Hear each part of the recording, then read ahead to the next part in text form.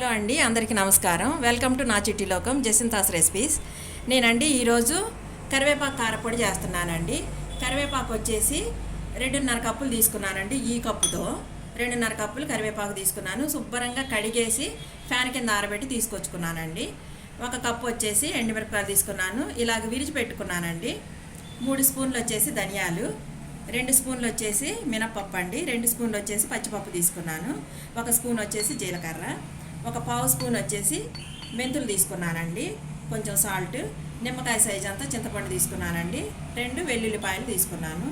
ఇప్పుడు ఇవి లైట్గా ఫ్రై చేద్దామండి. నేను ఆయిల్ పెట్టేసుకున్నాను, కొంచెం పావు స్పూను ఆయిల్ తీసుకున్నాను. ఇవి ఫ్రై చేసేసుకుందాము. ఇదిగండి మినపప్పు పచ్చిపప్పు దోరగా వేయించుకోవాలండి. మెంతులు వేసానండి, జీలకర్ర కూడా వేస్తున్నాను. ఇప్పుడే ఎండుమిరపకాయలు కూడా వేసేసుకుందాము. ఇదిగోండి అన్నీ దోరగా వేగిపోయినాయండి. ధనియాలు కూడా వేస్తున్నానండి. ఎందుకంటే ధనియాలు నేను ఫస్టే వేయించి పెట్టుకుని డబ్బాకు పోసుకుంటానండి, అందుకు ఇవి లాస్ట్లో వేస్తున్నాను. ఇప్పుడే చింతపండు కూడా వేస్తానండి వీటిల్లోనే.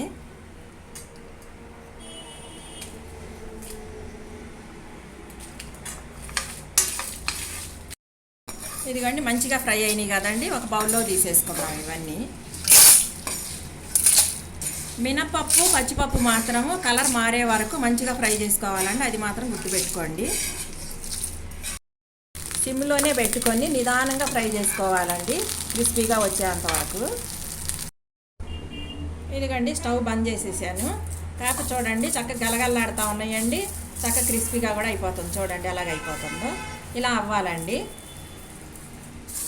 ఇప్పుడు మిక్సీకి వేసేస్తానండి. మిక్సీకి వేసేద్దామండి. ఇప్పుడు సాల్ట్ కూడా తగినంత వేసుకుందాము. ఇదిగోండి పౌడర్ చేశాను. కాకపోతే కొంతమంది బాగా బరగ్గా తీసుకుంటారండి, నేను కొంచెం మెత్తగానే తీసుకున్నాను, మిక్సీ చేసుకున్నాను. ఇప్పుడు వెల్లుల్లి కూడా వేసి చేస్తానండి. ఒకసారి చేసిన తర్వాత మళ్ళీ దీనిలో కరివేపాకు వేస్తాను. ఇప్పుడు చూడండి వెల్లుల్లి కూడా మెత్తగా పౌడర్ చేసేసాను కదండి.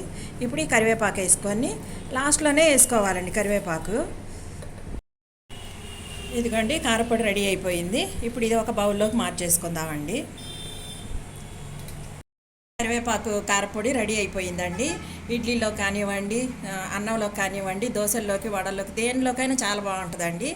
వేడివేడి అన్నంలో నెయ్యి వేసుకొని తింటే అసలు ఎంత బాగుంటుందోనండి. ఇప్పుడు మనకి పిల్లలకు కూడా ఎంట్రుకలు తొందరగా ఊడిపోతున్నాయండి. అలాంటప్పుడు మనం ఇలా పౌడర్ చేసేసుకొని వాళ్ళకి రోజుకి కొంచెం 1 స్పూన్ అయినా తినిపెట్టగలిగామంటే వాళ్ళ హెల్త్ కూడా చాలా బాగుంటుంది కదండి. ఈ వీడియో నచ్చితే మాత్రం తప్పకుండా లైక్ చేయండి, షేర్ చేయండి, సబ్స్క్రైబ్ చేయడం మాత్రం మర్చిపోకండి. మరొక వీడియోతో కలుసుకుందామండి.